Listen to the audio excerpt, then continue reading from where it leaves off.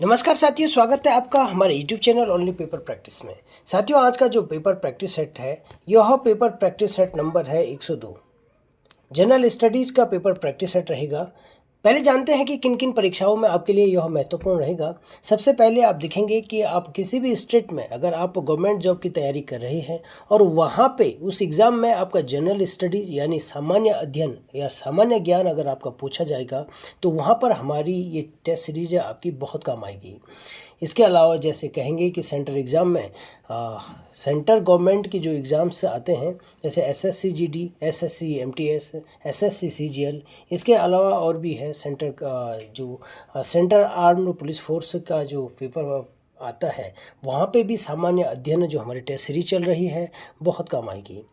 इसके अतिरिक्त और भी हैं, जैसे आप ग्रुप सी की तैयारी करते होंगे, उत्तराखंड में हो चाहे उत्तर प्रदेश, बिहार, राजस्थान या हिंदी भाषाई राज्यों में अगर आप जनरल स्टडीज़ की तैयारी कर रहे हैं किसी गवर्नमेंट एग्ज़ाम के लिए तो हमारी ये टेस्ट सीरीज़ आपके लिए बहुत हेल्पफुल साबित होगी। साथियों, पेपर शुरू करने से पहले एक बार फिर से आपको बता दूं कि अगर आपके इस पूरे पेपर में 60 से 70% मार्क्स आते हैं तो आप समझ लीजिए कि आपकी तैयारी सही दिशा में चल रही है। अगर 50% से कम मार्क्स आते हैं तो आपको थोड़ा सा मेहनत करने की ज़रूरत है जनरल स्टडी में। ठीक है, तो चलिए शुरू करते हैं आज का क्वेश्चन पेपर। आज का पहला प्रश्न है, भारत में किस तिथि से जीएसटी लागू हुआ? ऑप्शन ए है 1 जुलाई 2017, बी है 8 नवंबर 2017, सी है 30 जुलाई 2017 और डी है 1 मार्च 2017। तो साथियों, राइट आंसर हो जाएगा इसका ऑप्शन ए 1 जुलाई 2017। 1 जुलाई 2017 से जीएसटी लागू होता है। जीएसटी आप जानते हैं गुड्स एवं सर्विस टैक्स, यह एक अप्रत्यक्ष कर है। कैसा कर है? अप्रत्यक्ष कर है। आप जानते हैं कि जीएसटी से पहले यहाँ पे बहुत सारे अप्रत्यक्ष कर थे, जैसे आपने देखा होगा सेवा कर था, उसके अलावा उत्पादन शुल्क था बहुत, और वैट था, वैल्यू एडेड टैक्स। बहुत सारे टैक्स यहाँ पे जो अप्रत्यक्ष कर की श्रेणी में थे उन सबको मिलाकर एक कर प्रणाली के अंतर्गत हम लाए और जिसको हमने जीएसटी नाम दिया, गुड्स और सर्विस टैक्स।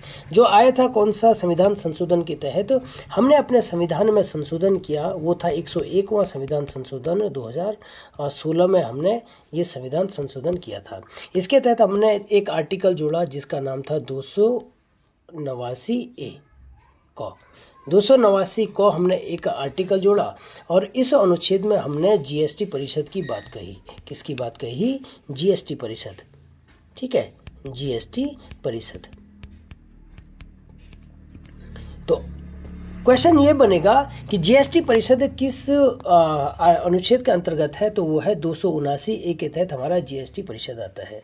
जीएसटी परिषद का जो अध्यक्ष होता है वो होता है कौन? भारत के जो वित्त मंत्री होते हैं, वित्त मंत्री होते हैं वो जीएसटी परिषद के अध्यक्ष होते हैं। जीएसटी परिषद में 2 केंद्र सरकार के सदस्य होते हैं और बाकी 31 क्या है? राज्यों से चुन के आते हैं। तो कुल मिला के 33 जो मेंबर होंगे वो जीएसटी परिषद के सदस्य होंगे।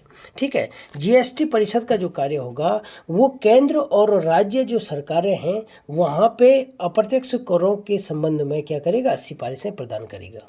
ठीक है, तो आपने जाना कि जीएसटी कब लागू हुआ, कब आया और जीएसटी परिषद क्या है। बहुत सारे एग्जाम में ये प्रश्न पूछे गए हैं। ठीक है, चलिए अगला प्रश्न देखते हैं। करतारपुर साहिब गुरुद्वारा से कॉरिडोर पश्चिमी पंजाब पाकिस्तान के किस जिले में स्थित है? जो करतारपुर साहिब गुरुद्वारा है, ठीक है, गुरुद्वारा है, वो पश्चिमी पंजाब जो पाकिस्तान के किस जिले में स्थित है? तो राइट आंसर हो जाएगा इसका ऑप्शन ए है गुजरांवाला, बी है मियांवाला, सी है लाहौर और डी है नारोवाला। तो राइट आंसर हो जाएगा इसका ऑप्शन डी नारोवाला। बहुत एक एग्जाम में पूछा गया था, बहुत सारे एग्जाम में पूछा गया है। साथियों, हम जो पेपर यहाँ पे लेके आ रहे हैं वो आपको प्रीवियस ईयर क्वेश्चन पेपर लेके आते हैं और ये प्रीवियस ईयर क्वेश्चन पेपर आपके बहुत सारे एग्जामों में पूछे गए प्रश्न होते हैं, चाहे वो बिहार पीसीएस से हो, Bihar lower PCS, group C, Uttar Pradesh, Uttarakhand या हिंदी भाषाई राज्यों में या केंद्र की जो भी परीक्षाएं होती है उन सारे परीक्षाओं में प्रीवियस ईयर क्वेश्चन पेपर को हम लोग यहाँ पे डिस्कस करते हैं। ठीक है, तो जो ये करतारपुर साहिब गुरुद्वारा है पाकिस्तान में स्थित है और पाकिस्तान के किस जिले में है? नारोवाला डिस्ट्रिक्ट में है। अगला प्रश्न है, राष्ट्रीय मतदाता दिवस किस दिन मनाया जाता है? ऑप्शन 1 24 जनवरी, बी 25 जनवरी, सी है 20 जनवरी और डी है 29 जनवरी। तो साथियों राइट आंसर हो जाएगा इसका ऑप्शन बी। ऑप्शन बी हो गया 25 जनवरी। 25 जनवरी को हम क्या मनाते हैं? राष्ट्रीय मतदाता दिवस मनाते हैं।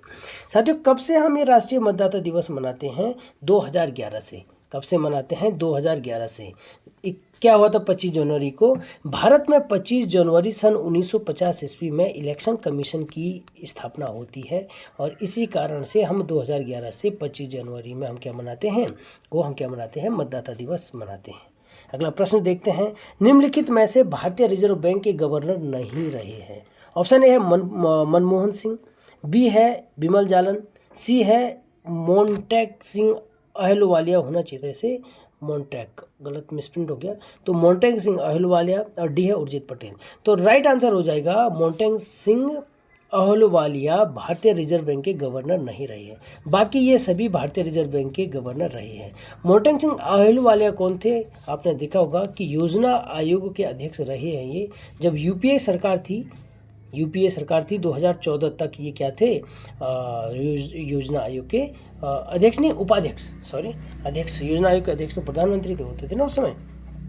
तो मोंटेक सिंह अहलूवालिया योजना आयोग के उपाध्यक्ष रहे हैं। ठीक है, तो रिजर्व बैंक के बारे में आज जान लेते हैं। आरबीआई रिजर्व बैंक की स्थापना कब होती है? आप जानते होंगे 1935 ईस्वी में रिजर्व बैंक की स्थापना होती है। किस कमेटी की अनुशंसा पर? एग्जाम में आया था, हिल्टन यंग कमेटी की सुझाव पर आरबीआई की स्थापना होती है 1935 ईस्वी में। आरबीआई का क्या काम होता है? हमारे देश में सारे के सारे जो बैंकिंग प्रणाली है, यानी कि आप ये उस पर क्या करते हैं? कंट्रोल करते हैं, रेगुलेट करते हैं।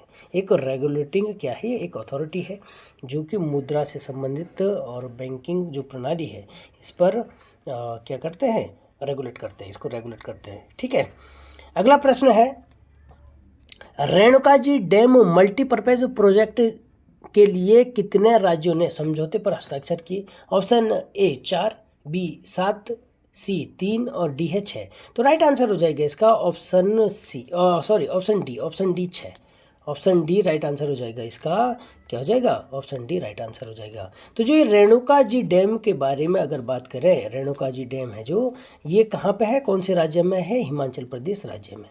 किस नदी पर है ये? रेणुका जी डैम किस नदी पर है? गिरी नदी। कौन सी नदी है? गिरी एक नदी है। किसकी सहायक नदी है? यमुना की।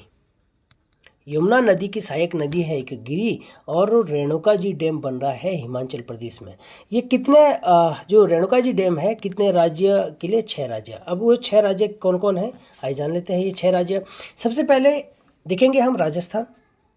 सबसे पहले देखेंगे हम राजस्थान। ठीक है, राजस्थान।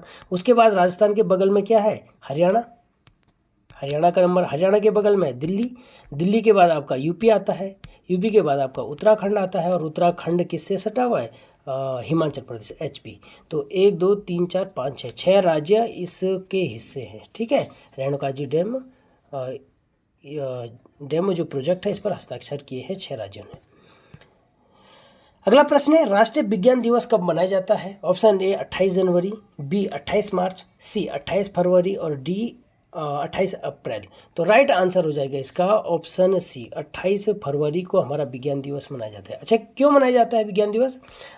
28 जो फरवरी है 1928 ईस्वी को, 28 फरवरी 1928 ईस्वी को रमन इफेक्ट दिया था। किसने? सीवी रमन ने रमन इफेक्ट दिया था प्रकाश के संबंध में। ठीक है, तो रमन इफेक्ट आप जानते होंगे।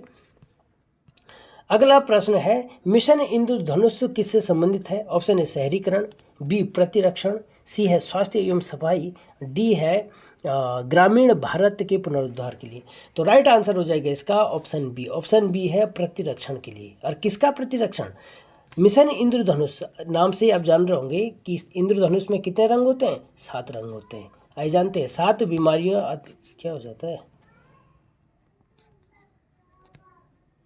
हाँ, मिशन इंद्रधनुष के तहत आपके क्या होगा, 0 से 5 वर्ष तक के जो बच्चे हैं इनके लिए गवर्नमेंट ने किसकी व्यवस्था कर रखी? इनके स्वास्थ्य की देखभाल के लिए। और इसके अलावा जो गर्भवती महिलाएं हैं, 0 से 5 वर्ष के जो बच्चे, शिशु हो गया, और गर्भवती महिला, ठीक है, गर्भवती महिलाओं के लिए यह मिशन इंद्रधनुष योजना है। इसके तहत जो 7 बीमारियां हैं उनके इलाज के लिए इनका गवर्नमेंट क्या करेगी, इनका खर्चा गवर्नमेंट उठाएगी। ठीक है, तो ये था मिशन इंद्रधनुष। अच्छा, मिशन इंद्रधनुष ये जो योजना आई थी कब आई थी? 25 दिसंबर कब आई थी? 25 दिसंबर 2014।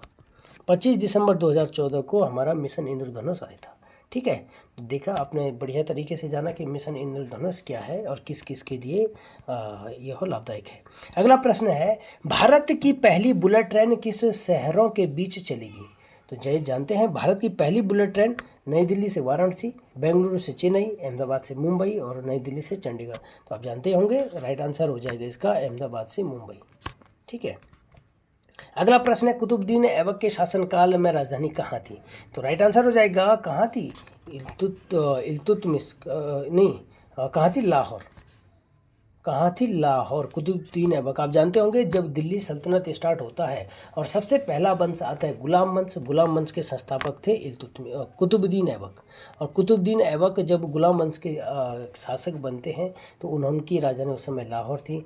बाद में इल्तुतमिश के बाद कौन बार बार इल्तुतमिश मुँह पे इसलिए आ रहा है कि इल्तुतमिश ने ही इस राजधानी को कहाँ परिवर्तन किया था? दिल्ली।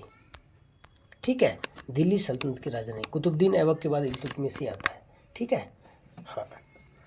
अगला प्रश्न है, किसके शासनकाल में तुलसीदास ने रामचरितमानस की रचना की? बहुत अच्छा क्वेश्चन है। रामचरितमानस की रचना तुलसीदास ने किसके काल में की थी? तो राइट आंसर हो जाएगा इसका ऑप्शन ए, अकबर के काल में। अकबर के काल में तुलसीदास ने रामचरितमानस की रचना की। है बात समझ में? अगला प्रश्न है, अमीर खुसरो संगीतकार थे एवं एक। अब अमीर खुसरो से तो बहुत सारे एग्जाम में क्वेश्चन बनते हैं, बहुत ज़्यादा क्वेश्चन बनते रहते हैं अमीर खुसरो से।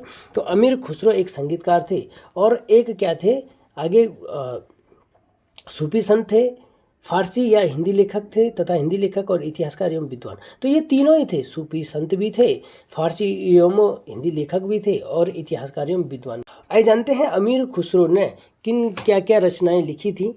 ठीक है, रचनाएं अमीर खुसरो के बारे में जानेंगे, क्या क्या उनकी रचनाएं थी। तो सबसे पहले जो उनकी रचनाएं थी, मिफ्ताह उल फुतह। क्या रचनाएं थी? मिफ्ताह। आप नोट करेंगे, मिफ्ताह उल फुतह। ठीक है, मिफ्ताह उल फुतह। दूसरी रचना थी उनकी खजाइन उल फुतह, बहुत इंपॉर्टेंट थी। कौन सी? खजाइन उल फुतह। ठीक है, खजाइन उल फुतह। तीसरा जो उनकी रचना रही उनका नाम था आशिका। क्या नाम था? आशिका। एक और रचनाएं थी, क्या रचना रही होगी उनकी? तुगलकनामा। तुगलकनामा भी किसकी थी? अमीर खुसरो की थी। तुगलकनामा। ठीक है, तुगलकनामा भी अमीर खुसरो की थी। एक महत्वपूर्ण पुस्तक थी उनकी, उसका नाम था नूर सिपहर। बहुत महत्वपूर्ण पुस्तक थी। क्या थी? नूर सिपहर। नूर सिपहर भी अमीर खुसरो की रचनाएं थी। तो साथियों, आपने जाना अमीर खुसरो की रचनाएं। ठीक है, तो अमीर खुसरो की क्या क्या रचनाएं दी आपने देखा कि मिफ्ताह उल फुतह था, एक खजाइन उल फुतह था, एक आशिका था, दूसरा था तुगलकनामा और एक लास्ट था जो नूर सिपहर। अमीर खुसरो की रचनाएं थी। बहुत सारे एग्जाम में इसकी रचनाएं पूछ लेते हैं, तो आप इसे याद कर सकते हैं। आप नोट डाउन करते रहिए ताकि आपको और अच्छे से फ़ायदा होगा। अगला प्रश्न है, बंगाल प्रशासन के प्रथम गवर्नर जनरल थे। ऑप्शन ए है रॉबर्ट क्लाइव, बी है लॉर्ड कॉर्नवालिस, सी है वारेन हेस्टिंग्स और डी है इनमें से कोई नहीं। तो बंगाल शासक के प्रथम जो गवर्नर थे वो थे वारेन हेस्टिंग्स। वो कौन थे? Warren Hastings. कौन था? ऑप्शन सी राइट आंसर हो जाएगा। तो बंगाल के प्रथम गवर्नर जनरल कौन थे? वारेन हेस्टिंग्स थे। अगला प्रश्न है, कांग्रेस की प्रथम भारतीय महिला। अच्छा, ऊपर के प्रश्न को तो विस्तार से बताने की जरूरत है नहीं, क्योंकि आप जानते होंगे प्रथम गवर्नर, प्रथम कौन था बंगाल की, प्रथम गवर्नर जनरल वगैरह वगैरह, ये तो आप जानते होंगे। कॉर्नवालिस कौन थे, रॉबर्ट क्लाइव कौन थे, तो इसको बहुत ज़्यादा बताने की जरूरत नहीं है। कांग्रेस की प्रथम भारतीय महिला अध्यक्ष कौन थी? ऑप्शन ए है श्रीमती सरोजिनी नायडू, बी है अरुणा आसफ अली, होना था इसको अरुणा आसफ अली। सी है श्रीमती एनी बेसेंट। डी है श्रीमती विजय लक्ष्मी पंडित। तो राइट आंसर हो जाएगा इसका श्रीमती सरोजनी नायडू। श्रीमती सरोजनी नायडू कांग्रेस की प्रथम महिला अध्यक्ष थी। कब बनी थी? कांग्रेस का बेलगांव का जो अधिवेशन हुआ था उसकी अध्यक्षता 1924 में की थी। किसने? महात्मा गांधी जी ने। ठीक है, गांधी जी के द्वारा की गई थी। और कांग्रेस का जो 1925वां जो अधिवेशन था, 1925 में जो अधिवेशन था उसकी उसकी अध्यक्षता की थी श्रीमती सरोजनी नायडू ने। और ये अधिवेशन कहाँ हुआ था? कानपुर में। ठीक है, तो ये क्वेश्चन आपने जाना। जो एनी बेसेंट थी, एनी बेसेंट कांग्रेस की प्रथम महिला अध्यक्ष थी। ठीक है, ये एनी बेसेंट तो आयरिश महिला थी ना, तो एनी बेसेंट कांग्रेस की कब बनी थी एनी बेसेंट कांग्रेस के अध्यक्ष? 1917 ईस्वी में। ठीक है, ये आप नोट कर सकते हैं। अगला प्रश्न है, धर्म जनता के लिए अफीम की तरह है, यह कथन किसका है? तो राइट ऑप्शन है जेरमी बेंथन, सी है टी.एच. ग्रीन, सी है कार्ल मार्क्स और डी है लेनिन। तो राइट आंसर हो जाएगा इसका Karl Marx, option C Karl Marx. अच्छा, कार्ल मार्क्स के बारे में आप थोड़ा बहुत जानते होंगे, तो थोड़ा सा मैं बता देता हूँ। कार्ल मार्क्स एक दार्शनिक थे, यूरोप के एक दार्शनिक थे। और यूरोप में जब आप बहुत ज़्यादा एक पूंजी वर्ग के खिलाफ, पूंजीपति वर्ग के खिलाफ कार्ल मार्क्स थे। दास कैपिटल की इन्होंने स्थापना की थी। और एक और किताब लिखी थी दास कैपिटल के अलावा, क्या लिखी थी? दास कैपिटल के अलावा एक और लिखा था उन्होंने, याद नहीं आ रहा मेरे को, तो क्षमा चाहेंगे। नेचुरल नहीं, जो सॉरी, याद नहीं आ रहा। तो दो किताब लिखी थी इन्होंने, दास कैपिटल और एक और किताब थी कार्ल मार्क्स की। इसी कैपिटल में इन्होंने क्या लिखा था? वर्ग सिद्धांत दिया था। कार्ल मार्क्स ने क्या नाम दिया था अपना? वर्ग सिद्धांत दिया था। वर्ग सिद्धांत दिया था उन्होंने। वर्ग सिद्धांत था ये मूल रूप से जर्मनी के रहने वाले थे। और समाज में जो व्याप्त विषमताएं हैं, जो पूंजी वर्ग एक डोमिनेंट वर्ग था, डोमिनेट कर रहा था जो पूरे समाज पर, तो उस वर्ग की ये आलोचना करते थे। ये समाजवाद के क्या थे? सपोर्टर थे, समाजवाद के सपोर्टर थे। और समाज में जो वर्ग, गरीब तबके का जो वर्ग थे, उसको ऊपर उठाने के लिए इन्होंने कार्य किया, है ना। तो जर्मनी के रहने वाले कार्ल मार्क्स ने वर्ग सिद्धांत दिया था और एक दार्शनिक थे। का दास कैपिटल की स्थापना की थी। और आप लोग नेट पे सर्च कर सकते हैं। एक और किताब है, बहुत महत्वपूर्ण किताब है इनकी, ध्यान में नहीं आ रहा है। तो ये था कार्ल मार्क्स, जिन्होंने किसका वो किया था, आलोचना किसकी की थी? पूंजीवाद का इन्होंने विरोध किया था। किसका? पूंजीवाद का इन्होंने विरोध किया था कार्ल मार्क्स ने। ठीक है, आइए जानते हैं, भारत छोड़ो आंदोलन के समय भारत में समानांतर सरकार सर्वप्रथम कहाँ बनी? तो समानांतर सरकार बनी थी, ऑप्शन ए है बलिया, ऑप्शन बी है बर्दवान, ऑप्शन सी है सितारा, ऑप्शन डी है, ऑप्शन डी कहाँ है? आपको कहाँ है? Option D Midnapore, option D है मिदनापुर। तो राइट आंसर हो जाएगा इसका, राइट आंसर क्या हो जाएगा? Option A Ballia, option A right answer हो जाएगा बलिया। बलिया में भारत छोड़ो जब आंदोलन चल रहा था तो एक समानांतर सरकार की स्थापना की गई थी। ठीक है, बलिया में। अगला प्रश्न है, सेतु बंध की रचना किसने की? बहुत इंपॉर्टेंट प्रश्न है। सेतु बंध की रचना किसने की? तो ऑप्शन ए है रुद्रसेन द्वितीय, बी प्रवरसेन द्वितीय, सी है विंध्य शक्ति और डी है वासुदेव। तो वासुदेव नहीं, ऑप्शन राइट आंसर हो जाएगा इसका ऑप्शन बी प्रवरसेन द्वितीय। आइए इस क्वेश्चन को भी जान लेते हैं। जो प्रवरसेन द्वितीय थे ये है वाकटक वंश के एक राजा हुआ करते थे प्रवरसेन द्वितीय। यह रुद्रसेन द्वितीय के पुत्र थे। किसके पुत्र थे? रुद्रसेन द्वितीय के पुत्र थे प्रवरसेन। इन्होंने सेतुबंध की रचना की। और रुद्रसेन एक आप जानते होंगे, गुप्त वंश में एक शासक आए थे जिनका नाम था, ये क्या हो जाते हैं, चंद्रगुप्त सीजी द्वितीय। चंद्रगुप्त द्वितीय की बेटी का नाम था, क्या नाम था उसका? प्रभावती गुप्त। क्या नाम था उसका? प्रभावती। यार कभी कभार तुरंत याद नहीं आता है। प्रभावती गुप्त। प्रभावती गुप्त की शादी की थी किसके साथ? रुद्रसेन के साथ। और इनका एक पुत्र था प्रवरसेन द्वितीय, यानी प्रभावती गुप्त का क्या था? ये बेटा था। ये इसलिए मैं इतिहास को लिंक करके इसलिए बताता हूँ कि ताकि आपको यहाँ से भी याद रहे कि जब वाकाटक वंश के रुद्रसेन द्वितीय थे तो उसी समय उत्तर भारत में आपके चंद्रगुप्त द्वितीय, गुप्त वंश का जो महान शासक थे वो वहाँ पे शासन चला रहे थे। ठीक है, तो सेतु बंध की रचना की थी इन्होंने, किसने? प्रवरसेन द्वितीय ने। अगला प्रश्न है, भीम बेटिका शैलाश्रय स्थल कहाँ स्थित है? ऑप्शन ए गुजरात, बी है महाराष्ट्र, सी है मध्य प्रदेश और डी है उत्तर प्रदेश। तो सबसे राइट आंसर हो जाएगा इसका ऑप्शन सी, मध्य प्रदेश। अच्छा, भीम बेटिका जो शैलाश्रय है ये किसके लिए प्रसिद्ध है? जैसे कि मैंने आपको बहुत पिछले वीडियो में या 2-3 दिन पहले बताया था कि इतिहास, जो प्राचीन इतिहास को हम प्रागैतिहासिक काल को किस में बांटते हैं?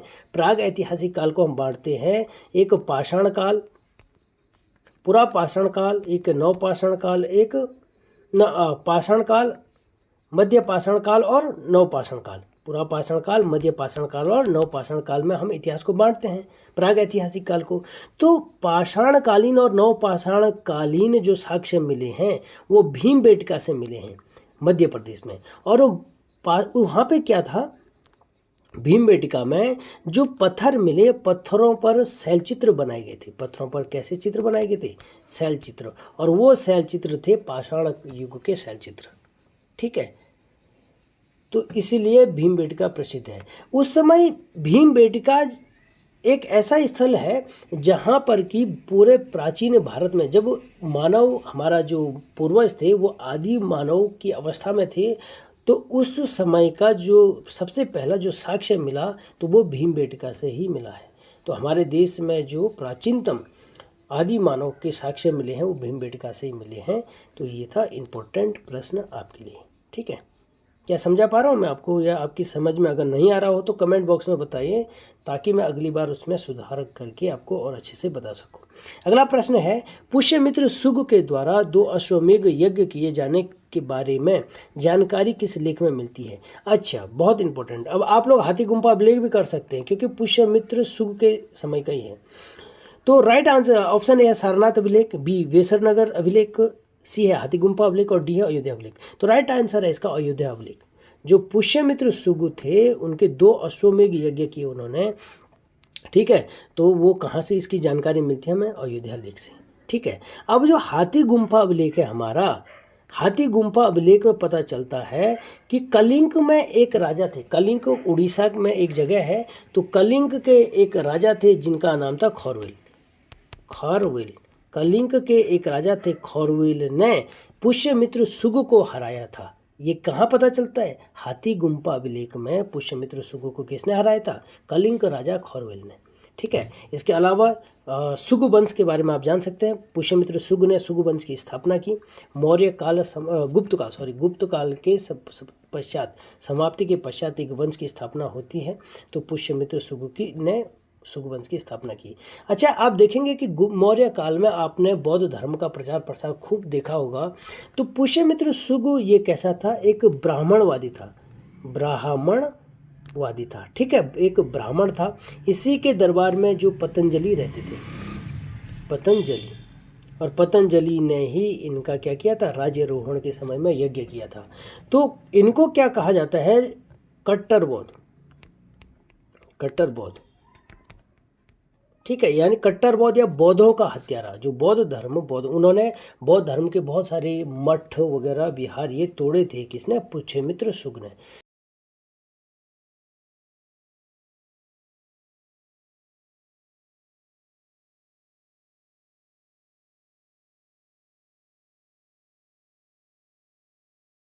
अगला प्रश्न है, फ्रांस में बुर्बो वंश की स्थापना किसने की थी? तो ऑप्शन ए हेनरी चतुर्थ, बी है हेनरी पंचम, सी है हेनरी सप्तम, डी है हेनरी अष्टम। तो राइट आंसर हो जाएगा इसका ऑप्शन नंबर ए, हेनरी चतुर्थ। हेनरी चतुर्थ ने फ्रांस में किसकी स्थापना की थी? बुर्बो वंश की स्थापना की थी। तो इसका राइट आंसर हो जाएगा हेनरी चतुर्थ।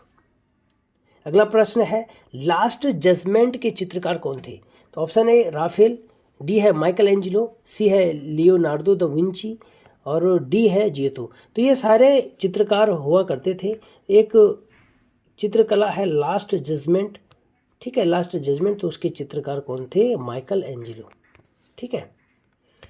अगला प्रश्न है आधुनिक काल के चाणक्य किसे कहा जाता है? आधुनिक काल में जो चाणक्य है वो किसे कहा जाता है?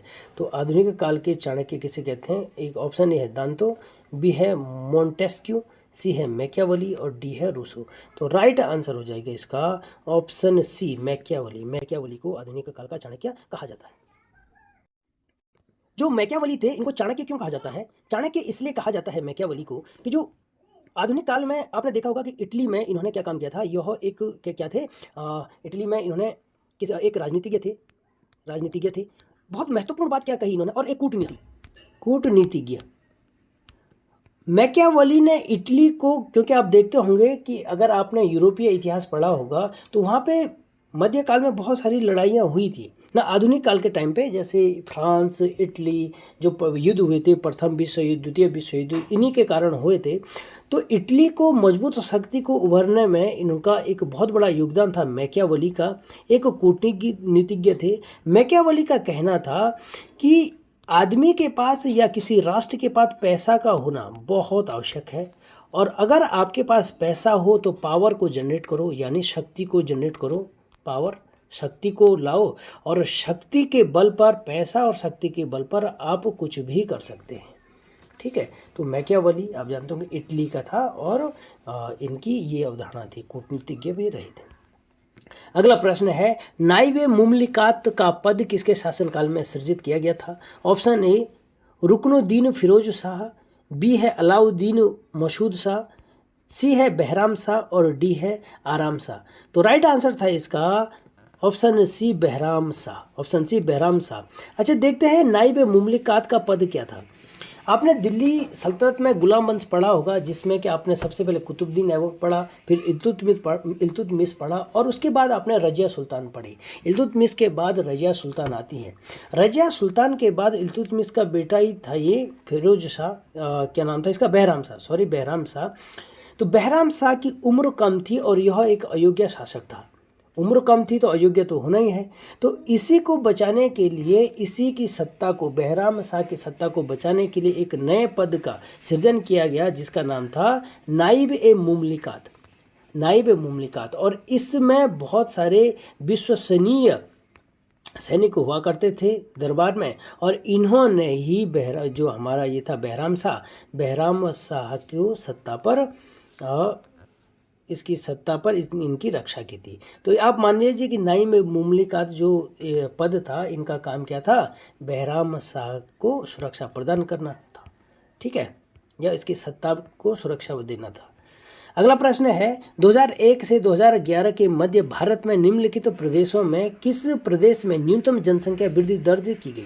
ऑप्शन ए है नागालैंड, बी पंजाब, सी मध्य प्रदेश, डी है मणिपुर। तो राइट आंसर हो जाएगा option A. Option A Nagaland. Nagaland में न्यूनतम जनसंख्या वृद्धि दर्ज की गई।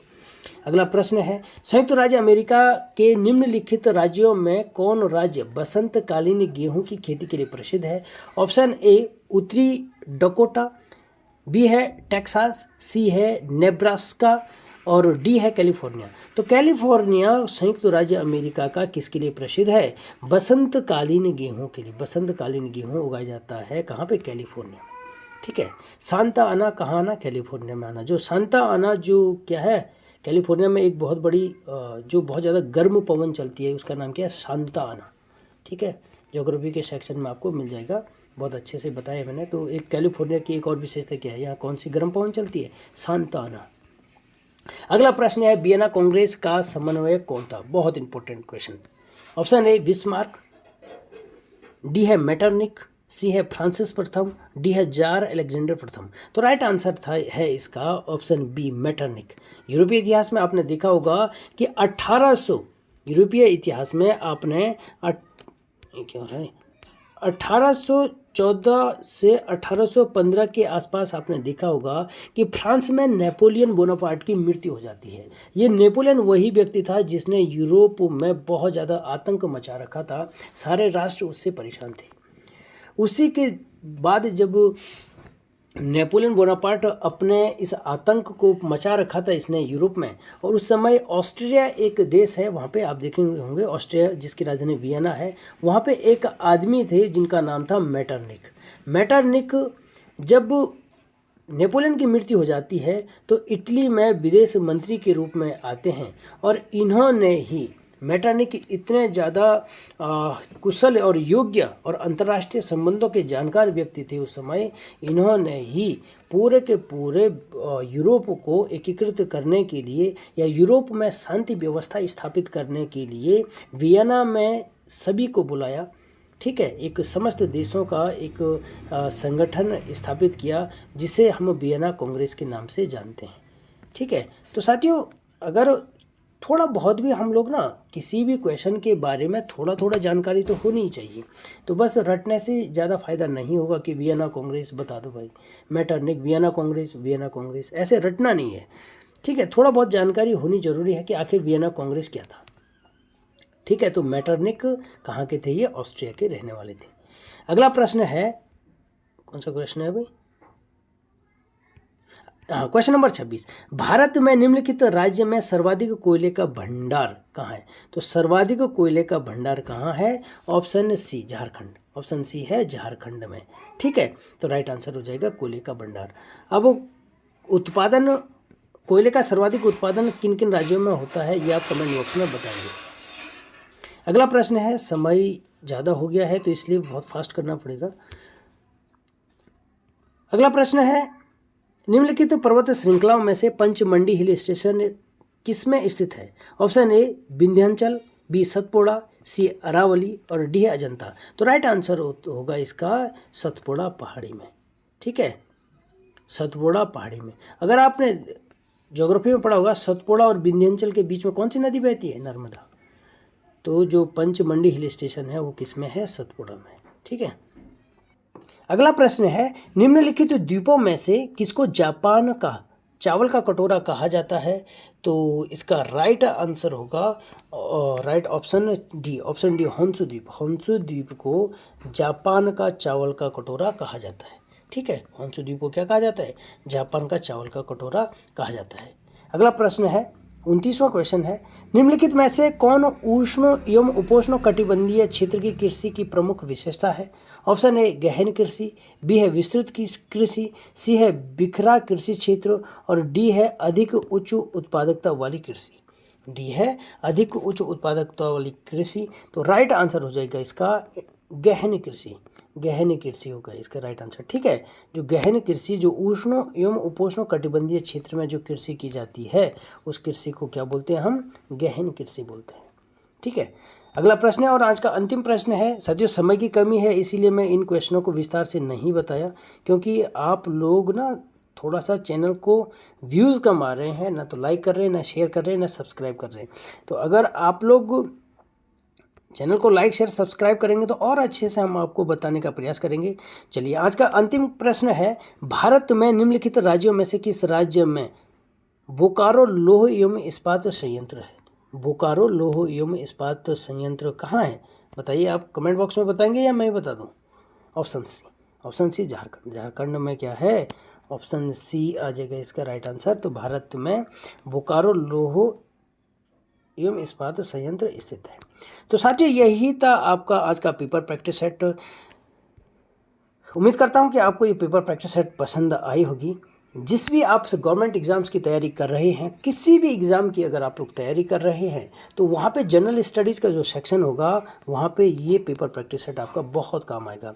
साथियों हमारा जो पेपर प्रैक्टिस की जो श्रृंखला है इसकी कड़ी में साइंस की जो टेस्ट सीरीज़ है वो अलग से चलाते हैं हम लोग। और अगर आपका कोई ऐसा एग्ज़ाम है जिसमें केवल साइंस पूछी जाती है तो आप देख सकते हैं कहाँ पे, इस चैनल के साइंस वाले सेक्शन में आपका पूरा अलग से साइंस का टॉपिक चलता है, तो आप वहाँ से टेस्ट सीरीज ज्वाइन कर सकते हैं।